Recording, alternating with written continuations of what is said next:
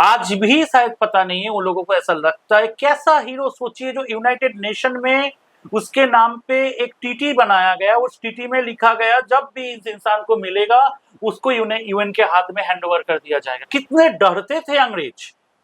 लेकिन नेताजी बन नहीं सकते, कोई नेता तो जरूर बन सकते हैं लेकिन नेताजी नहीं बन सकते। यही है समाज, यही है हम लोगों का आजादी। नमस्कार, मैं श्रेया दुबे और आप देख रहे हैं समाचार 24+। हमारे चैनल पर हम आपको ऐसे अच्छे लोगों के पॉडकास्ट शो करवाते हैं, उनसे बातचीत करते हैं जो देश और देश के बारे में और जो समाज और समाज के बारे में अच्छी बातें हमारे थ्रू आप तक पहुंचती। आज वैसे ही एक महान व्यक्तित्व इंद्रनील भट्टाचार्य, जो बहुत बड़े बिजनेस टाइकून हैं, जो बहुत बड़े फाउंडेशन को रन करते हैं, आज हमारे स्टूडियो में मौजूद है। आज हम उनसे बातचीत करेंगे नेताजी सुभाष विचार फाउंडेशन कब बना और नेताजी के किन सिद्धांतों पर ये चल रहा है, और समाज में भी बहुत सारे टॉपिक्स हैं जिनके ऊपर आज हम इंद्रनील सर से बात करेंगे और उनकी कुछ बातें आप तक पहुंचाएंगे। सर, जो नेताजी सुभाष विचार फाउंडेशन है वो हमारे फ्रीडम फाइटर के नाम पर ये फाउंडेशन आपने नाम पर बनाया है, तो ये स्थापना कब हुई, ये फाउंडेशन की रीढ़ की हड्डी कब बनी?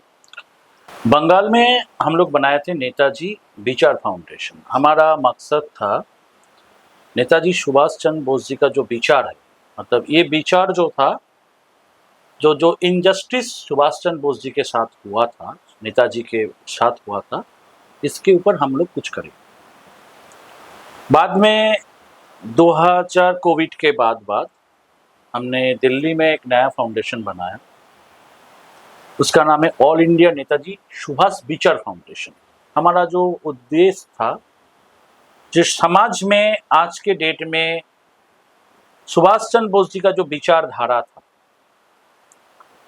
उसको हर स्तर में हम इसको लेके जाए। मान लीजिए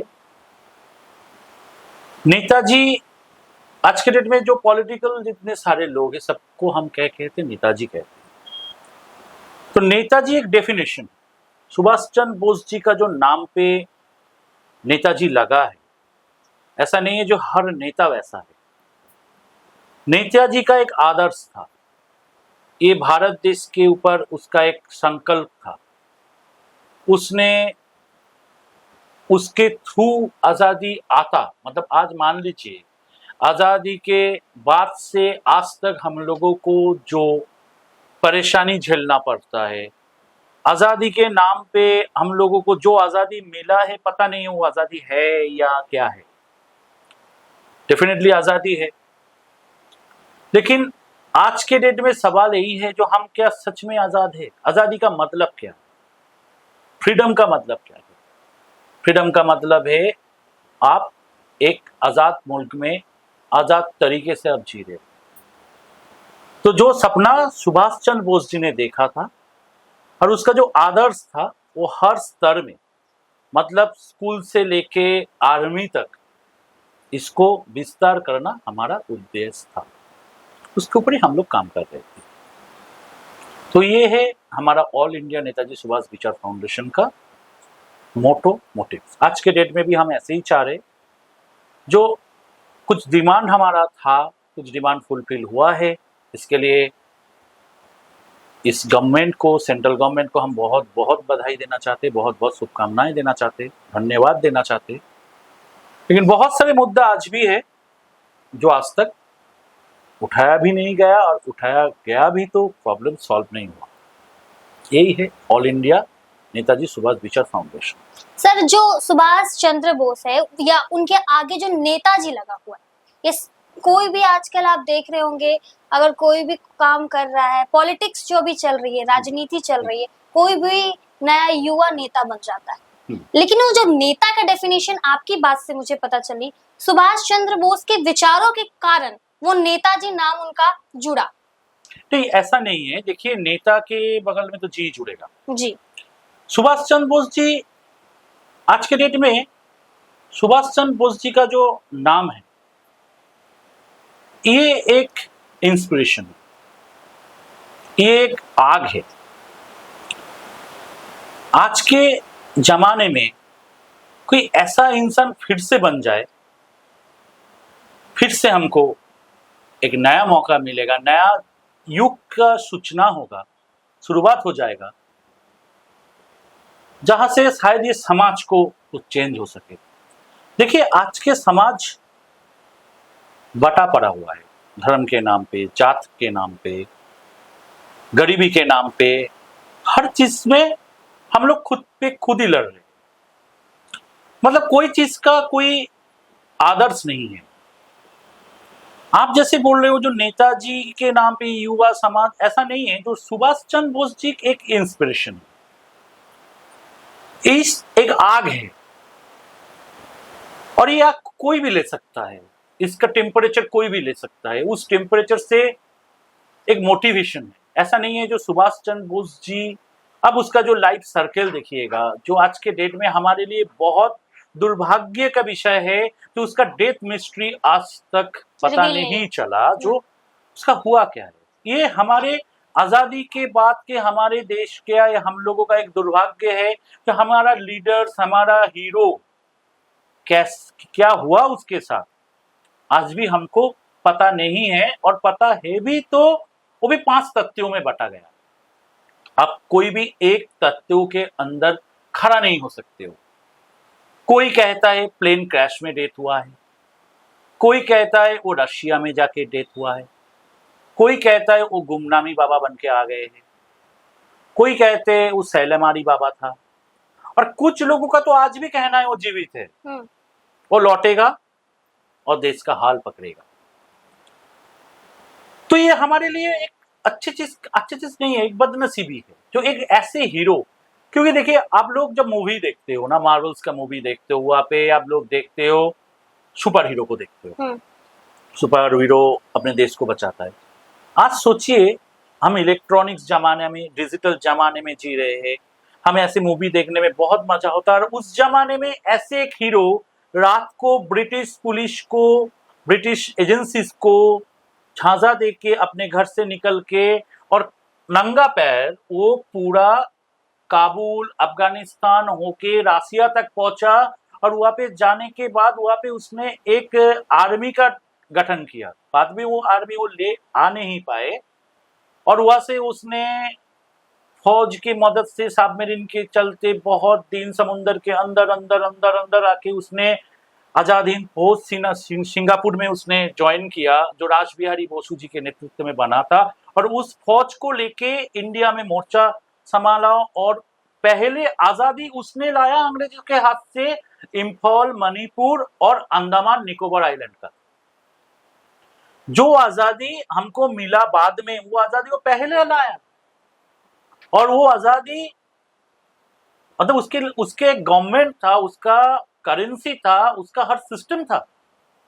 बाद में हमारे देश के अंदर उसको लेके ट्रायल बैठाया गया, उसके घर में हर टाइम नजरदारी किया गया। MI5 से लेके FBI से लेके CIA से लेके इंडियन इंटेलिजेंस ब्यूरो से लेके, आज भी शायद पता नहीं है, उन लोगों को ऐसा लगता है। कैसा हीरो सोचिए, जो यूनाइटेड नेशन में उसके नाम पे एक टीटी बनाया गया, उस टीटी में लिखा गया जब भी इस इंसान को मिलेगा उसको यूएन के हाथ में हैंडओवर कर दिया जाएगा। कितने डरते थे अंग्रेज।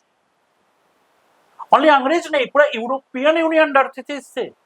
एक हीरो, सिंगल वन हीरो, उसने अंग्रेजों के और ब्रिटिश एम्पायर का पूरा, मतलब इसका यूनियन जैक का पूरा मतलब दिवाला बना के रख दिया था उसने। तो आज तब देश का आबादी था तकरीबन मान लीजिए 60-70 करोड़, और आज देश के 150 करोड़ आबादी में एक ऐसे नेताजी पैदा नहीं हो रहा है। ये हमारे लिए बहुत दुर्भाग्य का विषय है। इतने हायर एजुकेशन सिस्टम से इतने लोग पॉलिटिक्स में आज ज्वाइन कर रहे, इतने युवा नेता है, लेकिन नेताजी बन नहीं सकते। कोई नेता तो जरूर बन सकते हैं, लेकिन नेताजी नहीं बन सकते कोई। तो सर, इसका जो मूल कारण है क्या है? एजुकेशन सिस्टम कि आपने जितनी बात नेताजी के बारे में बताया, ये एजुकेशन सिस्टम में है नहीं, हाईलाइट नहीं किया गया। ब्रिटिश साम्राज्य को बहुत अच्छा से, मुगल साम्राज्य को बहुत अच्छा से उन्हें परिदृश्य दिया गया है, वो क्रिएट किया गया है, बट हमारे फ्रीडम फाइटर्स को वो रूप या प्रतिरूप दिया ही नहीं गया है। पहले सवाल ये है, हम क्या, हमारे जो एजुकेशन सिस्टम आप बोल रहे हो जी, जैसे कि आप लोगों को कोई हीरो के बारे में तभी पता चलता है, आइदर आपको एजुकेशन सिस्टम में पढ़ाया जाता है, आइदर आपको उसके बारे में कुछ मूवीज, कुछ डॉक्यूमेंट्रीज में आता है। आज के डेट में आपको स्पाइडरमैन के बारे में ज्यादा पता चलेगा, जो नेताजी के बारे में नहीं चलेगा, क्योंकि स्पाइडरमैन के ऊपर वर्ल्ड वाइड मूवी बना है, सुपरमैन के ऊपर बना है, नेताजी के ऊपर बना नहीं है। आज के डेट में हमारा जो एजुकेशन सिस्टम है उसमें सुभाष चंद्र बोस कहीं है ही नहीं। ये हमारे लिए एक दुर्भाग्य की विषय है। आज के डेट में हमारा जो समाज संस्कार, जो पॉलिसीज है, इसमें सुभाष चंद्र बोस कहीं है ही नहीं। ये हमारा दुर्भाग्य है। तो आप जो आजादी जी रहे हो, मैं पहले ही कहा था, जो हम आजादी जी रहे, तो ये कौन सा आजादी है? आज के बाद, आज से शायद 10 दिन बाद हम देश का आजादी का जश्न मनाएंगे। तो हमको पता ही नहीं है हम लोगों का आजादी का लीडर्स का क्या हुआ। तो ये कौन सा आजादी है? अब बताइए हमको, आज के डेट में आप आजाद कहते हो अपने को, फ्रीडम मतलब आप लोग जो आजादी मतलब इंडिपेंडेंट, सच में बताइए आप लोग किस तरीके का इंडिपेंडेंट हो, किस तरीके से आजाद हो आप लोग? आज रास्ते में जाओ तो लड़की लोग सुरक्षित नहीं है, पूरा देश भर से इसका सवाल आता है। आज के पास, आपके पास इकोनॉमिकल फ्रीडम नहीं है, गरीब गरीब से गरीब बनते जा रहा है, बड़े आदमी से और भी बड़े बनते जा रहे हैं। मिडिल क्लास समाज का कोई वैल्यू नहीं है। एकदम नीचे वाले जो झुपड़ी पट्टियों में रह रहा है, वो अपनी जिंदगी वैसे जी रहे। बड़े आदमी की तरह जी रहे। मिडिल क्लास का कोई वैल्यू ही नहीं है। तो ये मिडिल क्लास को आजादी मिला, ये सबसे ज्यादा इंसान है इसमें। मिडिल क्लास में सबसे ज्यादा इंसान है, लेकिन उसका कोई वैल्यू नहीं है। तो किस भी चीज का आजादी? एक लड़की रात को जॉब करके लौट रहे, उसके साथ बलात्कार हो रहा है। अब बंगाल के में जाइए, देखिए वहां पे एक डॉक्टर का बलात्कार हो रहा है। बलात्कार हो रहा है, उसके बाद उसको मार भी दिया जाएगा। जस्टिस नहीं है, बिकॉज जस्टिस अनटचेबल, उसको टच नहीं कर सकते हो। तो आजादी किस बात का? जब आपको आपके फंडामेंटल राइट्स के बारे में पता ही नहीं है, वही तो आपका आजादी नहीं है। लेकिन फिर भी हम आजादी था मतलब लाल किले के ऊपर से आपको यूनियन जैक उतरना था और तिरंगा को फहराना था। यही था आजादी, यही था आजादी। आप कहीं पे ब्रिज गिर रहा है, लोगों का मौत हो रहा है, ट्रेन एक्सीडेंट हो रहा है, फिर टेक्नोलॉजी आपके पास आया कहां से? अंग्रेजों ने लाया था। अंग्रेजों ने हमसे लिया था, उसके बदले भी हमको दिया भी था, फिर भी हमने आजादी लिया उससे। हम खुद आजादी लेके क्या कर पाए? आज एक मुस्लिमों को बोला जा रहा है तुम हनुमान चालीसा पाठ करो, कोई हिंदुओं को बोला जा रहा है तुम अल्लाहू अकबर कहो। तो ये आजादी तो 1897 में भी नहीं था, जब सिपाही विद्रोह हुआ था, रेवोल्यूशन हुआ था, मंगल पांडे जी ने किया था, तब तो कोई हिंदू मुस्लिम नहीं देखा था। तो अंग्रेजों का बनाया हुआ चीज में हम लोग ऐसे भिड़ गए जो हम अपने खुद को भूल गए। आजादी हिंदुओं के थ्रू इंडिया में नहीं हुआ, भारत को नहीं हुआ, और अकेले मुस्लिम को भी थ्रू नहीं हुआ। फिर भी आज हम लड़ते रहे, हमारे अंदर ही लड़ते रहे। कौन सा मैसेज जा रहा है? तो यही है मैटर, यही है समाज, यही है हम लोगों का आजादी। सर, आपने जैसे बंगाल रेप केस के बारे में बात किया, तो एक बहुत ही इम्पोर्टेंट सवाल मैं आपसे पूछती हूँ कि बंगाल रेप केस जो हुआ, उसके पीछे कारण तो बहुत थे, लेकिन अगर मैं बात करूँ कल्प्रिट्स की, तो उसमें पॉलिटिकल हैंड भी बहुत तगड़ा था। और ये कहानी है, कहावत है कि राजा का बेटा राजा बनता है, ठीक है? ये तो, एक बारे में नेपोटिज्म कह सकते हो, हाँ, कुछ नहीं है। तो उसमें बंगाल के सत्ता का भी काफी ज्यादा हाथ था। तो ये हमारे पॉलिटिकल पार्टीज या हमारे राजनीति ऐसी हो चुकी है कि धर्म को बांट रही है, किसी भी सिस्टम को बांट रही है। तो ये ऐसा क्यों हो रहा है? देखिए, ये पहले तो जो पर्टिकुलर केस के बारे में हमने बात की, ये सब जुडिशियरी है, इसके बारे में हम बात नहीं कर सकते। लेकिन मैं आपको एक चीज बता रहा हूं, जो इसका जिम्मेदार अंग्रेज लोग हैं। आपको बांटा गया कब? वो तो स्टार्टिंग से डिवाइड एंड रूल का जो सिस्टम है वो अभी तक चल रहा है। कब बनाया? 1897 में इस लोगों को पता चला जो भाई हिंदू और मुस्लिम लोग एक साथ मिलके इतना बड़ा रेवोल्यूशन खड़ा कर दिया, और ये रेवोल्यूशन में ईस्ट इंडिया कंपनी का खत्मा हो गया और क्वींस ने अपना हैंडओवर ले लिया। अंग्रेजों को तब से पता चल गया था जो हमको भारत में राज करना है तो इस डिवाइड एंड रूल्स में राज करना है। लेकिन हमको क्यों पता नहीं चला? जब 1897 में ये जो सिपाही का जो रेवोल्यूशन हुआ था, बैराकपुर में भी, बंगाल में ही है, आर्मी कैंटोनमेंट भी है आज वहां पे बहुत बड़ा। तो आप देखिएगा वो लोग जो लड़ाई करे थे ना, मतलब जो लड़ाई हुआ था, एक दूसरे के कंधे पे कंध लगा के जो लड़ाई किया था, ये लड़ाई बेसिकली वो लोग अपने अपने धर्म के लिए लड़ा था। मतलब हिंदू ने हिंदुओं के लिए लड़ा था, मुस्लिम ने मुस्लिमों के लिए लड़ा था, लेकिन एक दूसरे के ऊपर कोई किसी ने वार नहीं किया। वो आजादी का पहले लड़ाई था, कहा जाता है ऐसा। उसके बाद अंग्रेजों ने जब देखा जो इसको डिवाइड एंड रूल्स करके चलाना पड़ेगा, इंडिया में राज करना है तो हमको डिवाइड एंड रूल्स करके चलाना पड़ेगा, तो उसने तो वैसा ही किया। लेकिन हमारा पॉलिटिकल करप्शन तब से शुरू हुआ, तब से ये पॉलिटिकल करप्शन शुरू हुआ और पॉलिटिक्स आ गया एक बिजनेस में। भाई अपने देखो, बाकी मुद्दा देखो क्या है, मुद्दा है धर्म की मुद्दा है। तो इंडिया में पॉलिटिक्स करने का एक ही मौका है, एक ही इंग्रेडिएंट्स है, वो है धर्म। धर्म के नाम पे इंडिया में पॉलिटिक्स हो सकता है। तो ये चीज के लिए ही आज के डेट में मान लीजिए जो सुभाष चंद्र बोस जी ऐसे इंसान नहीं थे, वो लिबरल थे। मतलब वो धर्म को अपने हिसाब से मानते थे, ऐसा नहीं थे वो नास्तिक थे, वो भी भगवान को मानते थे, लेकिन वो अपने हिसाब से मानते थे, वो अपने विचार से मानते थे। तो आज के डेट में आपको मुस्लिम से वोट चाहिए तो आपको टोपी पहनना पड़ेगा, आपको हिंदुओं से वोट मांगने के लिए आपका वेशभूषा हिंदुओं की तरह जैसा रहना पड़ेगा। तो ये तो सिंपल सी बात है, क्योंकि ये एक पॉलिटिकल प्रोडक्ट बन चुका है। तो आज पॉलिटिक्स गंदा नहीं हुआ, पॉलिटिक्स बहुत पहले से था, यही है मैटर। तो मतलब डिवीजन के पहले हम अंग्रेजों के नीचे काम करते थे और आज भी हम स्वतंत्र नहीं है, क्योंकि पॉलिटिक्स और राजनीति के नीचे हमें झुक कर काम करना पड़ रहा है। तो जो आपने बात की कि हमें फ्रीडम नहीं मिला है, तो इस तरह से भी हम देख सकते हैं कि हमें लिटरली फ्रीडम नहीं। पहले आपको पता करना पड़ेगा फ्रीडम है क्या, डेफिनेशन है क्या, आजादी का डेफिनेशन है क्या।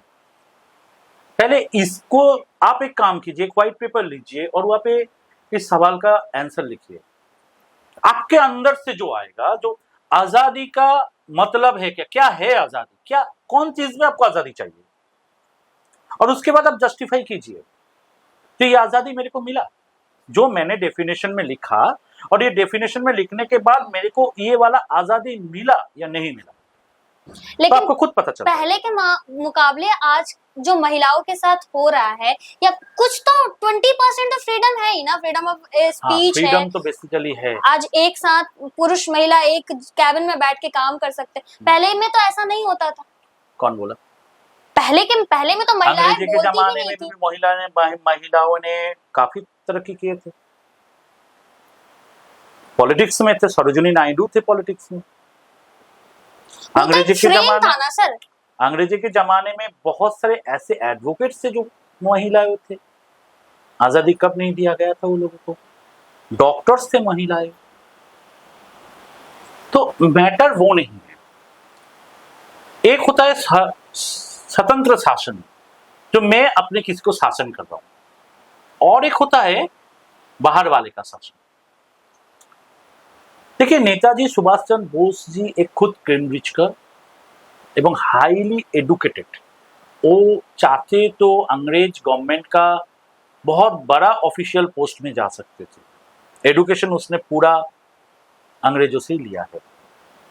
लेकिन उस टाइम एक अलग सा भावधारा चल रहा था इंडिया के अंदर, जो हमारा यूरोपियन लोग, व्हाइट स्किन वाले लोग हमारे ऊपर क्यों शासन करें, हमारा हर चीज में वो लोगों का इंटरफेयर कैसे होगा।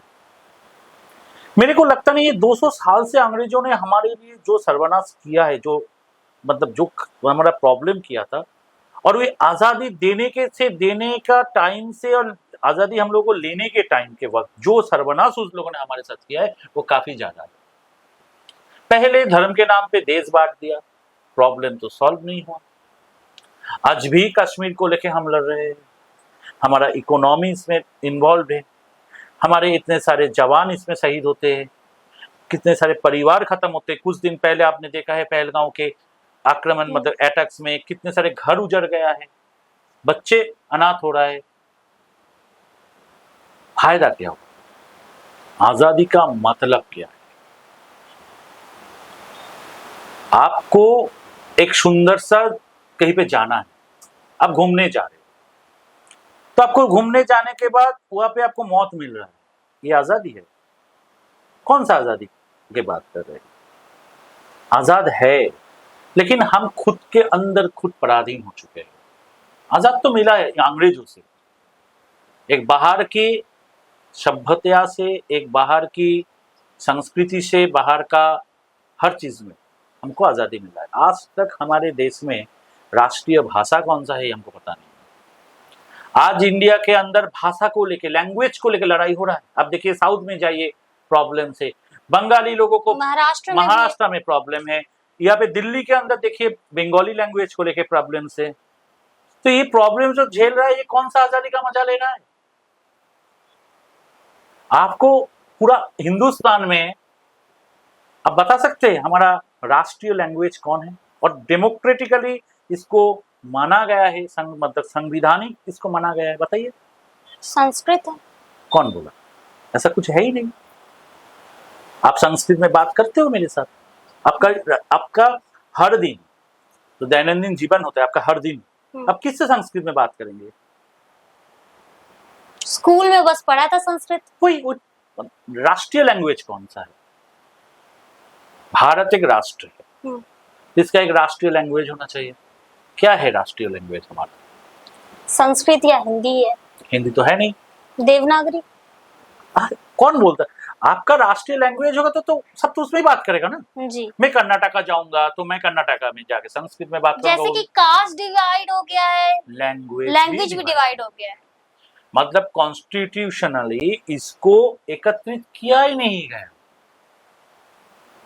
आप हर स्टेट में जाओगे तो उसका अलग अलग लॉ बनेगा, और सेंट्रली उसको आप इंटरफेयर करोगे तो उस स्टेट के अंदर से बोला जाएगा मेरा फेडरल स्ट्रक्चर में अटैक हो रहा है।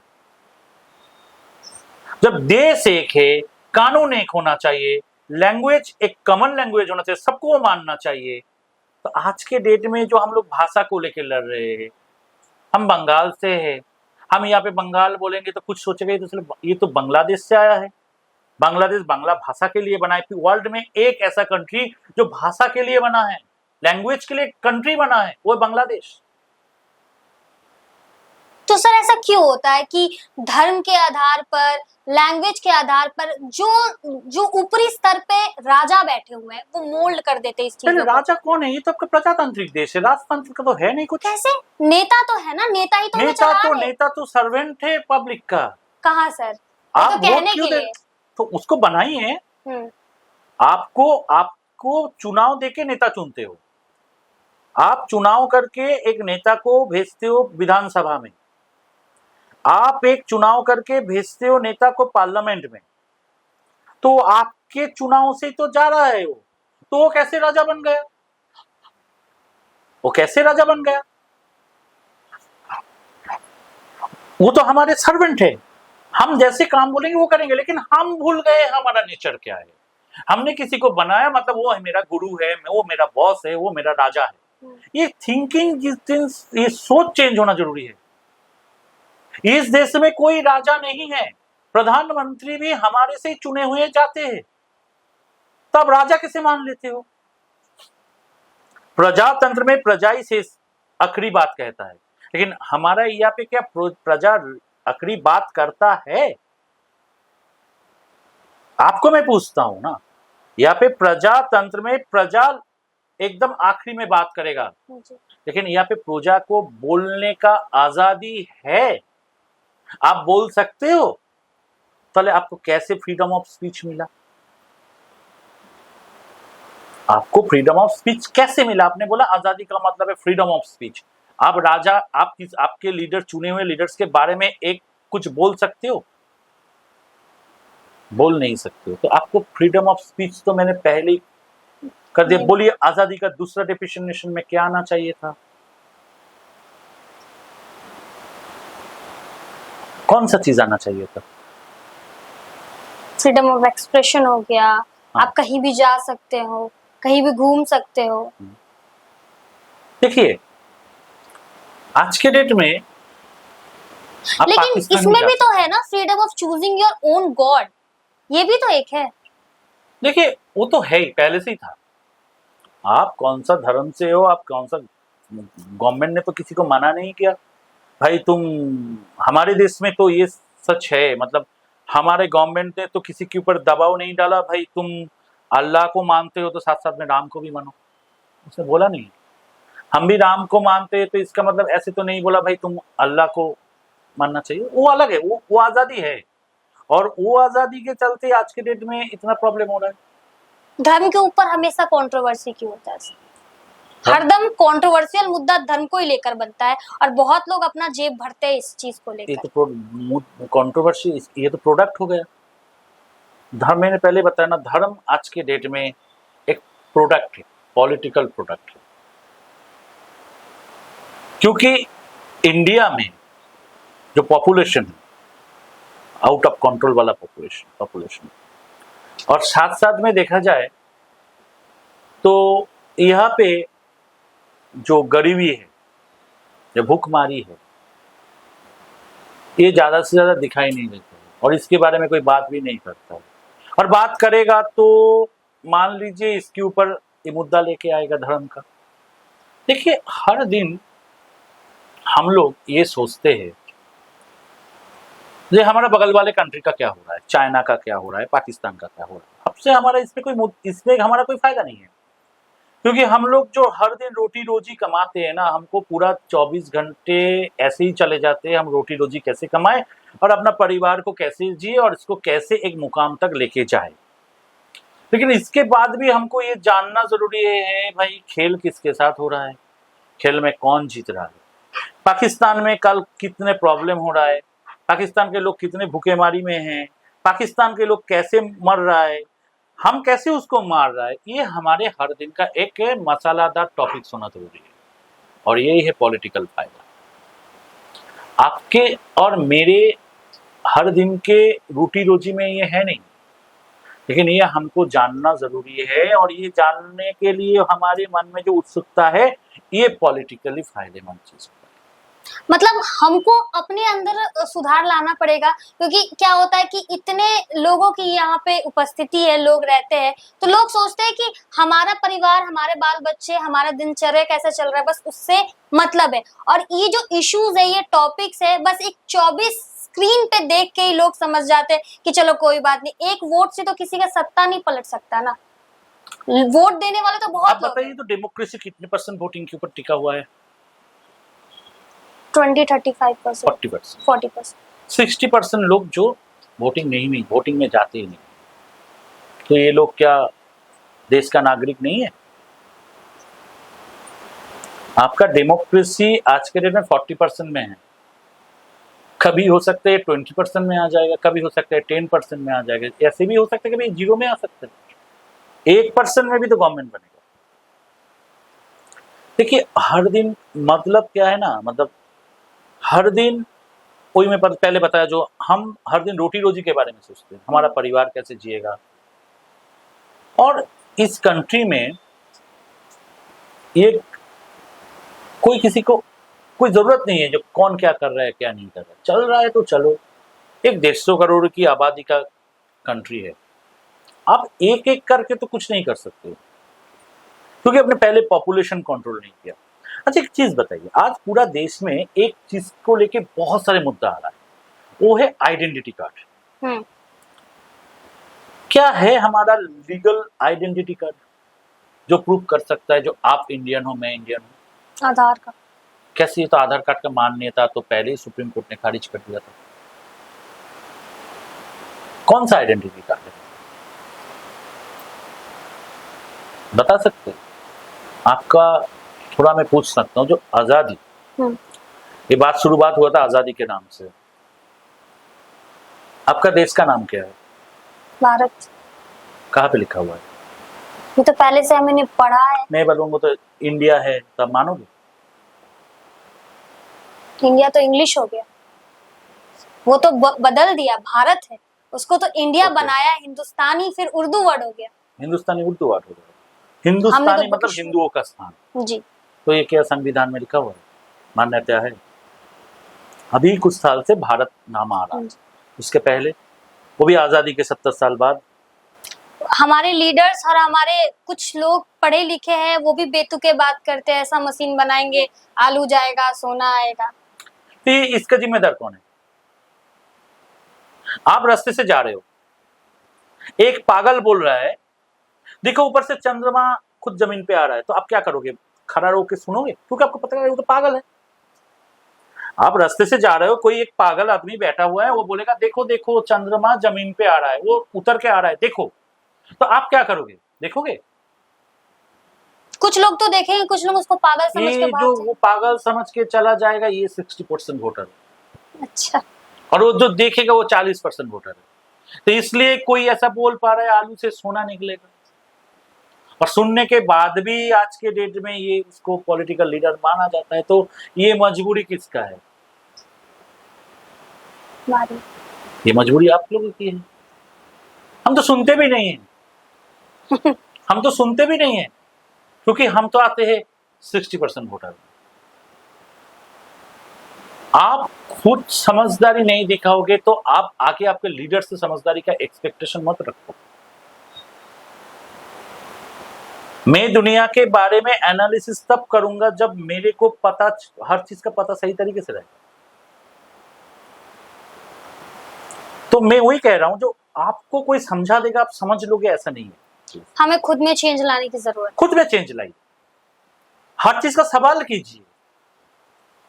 आज देखिए सबको फ्री में खाने का आदत हो गया। पॉलिटिकल लोग बोले चलो पानी फ्री है, चलो ये फ्री है। भाई लेना नहीं है भाई, तुम हमको फ्री में खुद मत दो, तुम हमको नौकरी दो, तुम हमको पैसा दो, हम खुद खरीद के खाएंगे। ये बोलने वाले लोग है ही नहीं दुनिया में। फ्री का जो है वो मेजॉरिटी ज्यादा है। हाँ, फ्री लेने वाले, वही तो मैं बता रहा हूँ आपको। देने वाले जो है अपर क्लास लोग हैं, लेने वाले जो है एकदम नीचे मिडिल क्लास नॉर्मल लोग हैं। और हम लोग जो लोग हैं मिडिल में बैठे हुए एनालिसिस करते हैं, पूरा दिन करते हैं, क्योंकि हमारा वैल्यू दोनों साइड में ही है नहीं।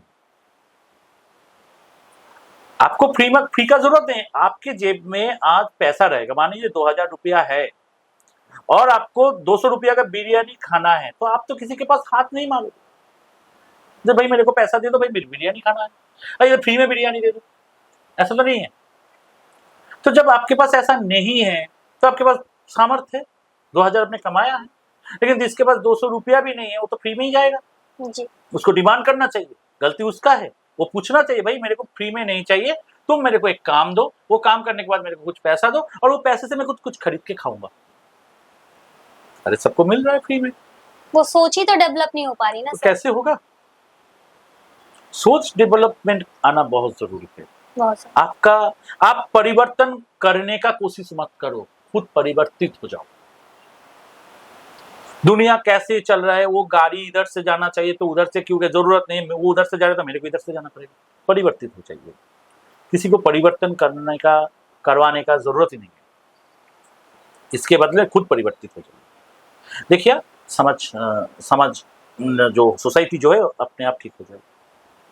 ये तो मुद्दा रहा पॉलिटिक्स का, और आज मेरे व्यूवर्स को काफी ज्ञान रोधक बातें सुनने को भी मिली होगी।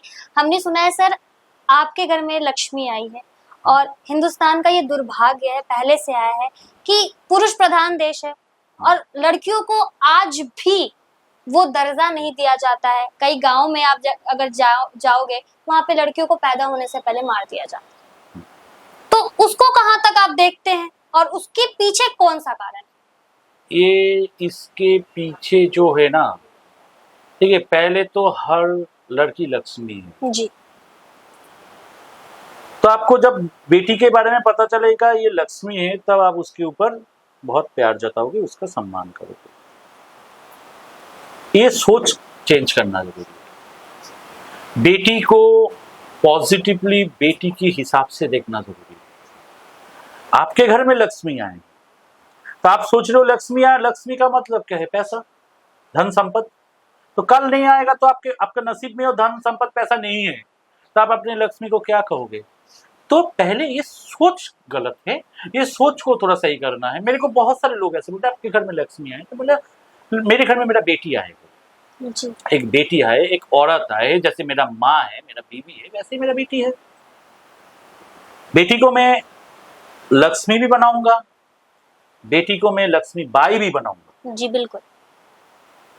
तो मेरे ऊपर डिपेंड करता है मैं उसको लक्ष्मी बनाऊंगा या सरस्वती बनाऊं या लक्ष्मी बाई बनाऊं या लक्ष्मी दुर्गा की रूप बनाऊंगा। वो तो आए, वो तो भगवान की देन है।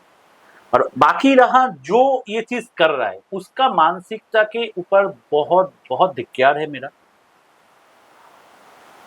तो ऐसे करना नहीं चाहिए। और दूसरा चीज क्या होता है ना, अभी भी इंडिया में बहुत सारे लोगों का, बहुत जो गरीबी लोग है ना, ये बेटी को अपना लायबिलिटी समझ लेते हैं कि बेटी आया है, मतलब उसका सोच जो है ना वो बहुत आगे तक सोच लेते हैं। पराया धन नहीं, पराया धन नहीं। एक बेटी का जो मेंटेनेंस है, मतलब उसका जो सिक्योरिटी है, वो बहुत तगड़ा होना चाहिए।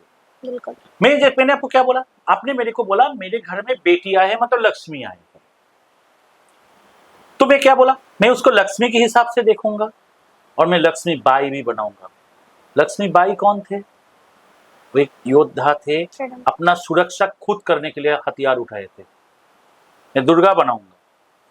तो जो अपने बेटी को पैदा होने के टाइम में मार रहा है, उसके थिंकिंग सोचिए। मैं वो बहुत आगे सोच रहा है। जो मैं अपने बेटी मैं गरीब हूँ, मेरे पास पैसा नहीं है, मेरे बेटी का परवरिश कैसे होगा, मैं आगे उसको एक अच्छा सिक्योर जिंदगी दे पाऊंगा या नहीं दे पाऊंगा, ये सोच रखने वाले पिता भी ऐसा कर सकता है। तो ये होना मेरा समाज के लिए बहुत दुर्भाग्य है। तो इसलिए हम लोगों को सोचना पड़ेगा उस गरीब पिता के बारे में, जो तुम वो क्या सोच, और ये सोच के जिम्मेदार हम खुद है। कोई अपना पैदा हुआ बेटी को जन्म के बाद मार दे रहा है, तो इसका जिम्मेदार वो पिता नहीं है। ये सोच हमारे ऊपर भी बरताता है और ये हम ही इसके जिम्मेदार है। और दूसरा जो होता है गंदा सोच, जो एकदम अनपढ़ गवार कुछ नहीं सोच सकता है, वो ऐसे कर सकता है। हिस्ट्री में ऐसे बहुत सारे चीज है जो आप उठा के देख लीजिएगा, जो बेटियों ने क्या क्या नहीं किया। तो मेरे बेटी मेरे लिए लक्ष्मी भी है, और सीधा समाज के लिए वो लक्ष्मी है, बुरे समाज के लिए लक्ष्मी बाई है। ऐसे सोच रख के चलना जरूरी मेरे को लगता है।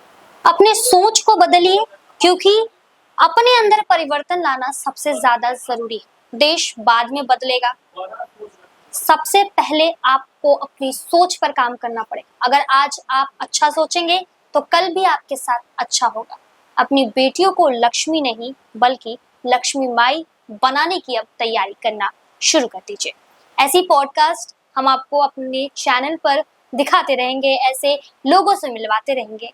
हमारे वीडियो को, हमारे पॉडकास्ट को लाइक, शेयर एंड सब्सक्राइब करना ना भूलें। सब्सक्राइब करें हमारे YouTube चैनल समाचार 24+ को और लेटेस्ट अपडेट के लिए बेल आइकन पर क्लिक करें।